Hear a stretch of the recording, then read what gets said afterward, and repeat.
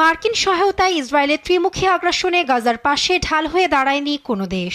প্রাণহীন কোনো মানুষের মতো যেন একাই দাঁড়িয়ে আছে এ উপত্যকা। ধ্বংসস্তূপে দাঁড়িয়ে এভাবে নিজেদের অসহায়তার কথা বর্ণনা করছিলেন এই ফিলিস্তিনি। রোববার গাজার স্বাস্থ্য মন্ত্রণালয় জানায় 2 বছরের বেশি সময় চলা ইসরায়েলি হামলায় উপত্যকায় ঝরেছে 50,000-এর বেশি ফিলিস্তিনি রক্ত। এত মৃত্যুর খবর সামনে আসার পর জনসাধারণের দেখা দিয়েছে উদ্বেগ আর উৎকণ্ঠা। 2 মাস তুলনামূলক শান্ত থাকার পর যুদ্ধবিরতি ভেঙে ইসরায়েল পুনরায় হামলা শুরু করায় দীর্ঘ হচ্ছে লাশের মিছিল। জীবনটা হাতে নিয়ে উপত্যকার এপার থেকে ওপারে ছুটতে থাকা ফিলিস্তিনিরা বলছেন, অপরাধ না করেও নির্মমতার শিকার হচ্ছে তারা।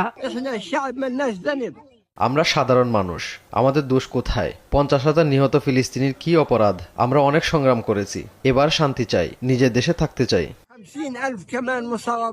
ইসরায়েলি প্রধানমন্ত্রী নেতানিয়াহু জানান, হামাসকে শেকড় উপড়ে ফেলা না পর্যন্ত চলছে অভিযান। এ পরিস্থিতিতে বিধ্বস্ত গাজাবাসী বলছে, আরব বিশ্ব ও আন্তর্জাতিক সম্প্রদায়ের নীরব ভূমিকায় একাই লড়তে হচ্ছে তাদের।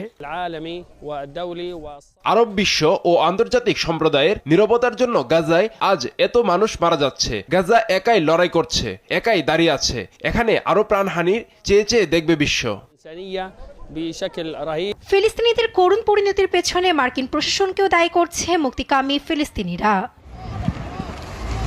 নিউজ ডেস্ক, দেশ টিভি।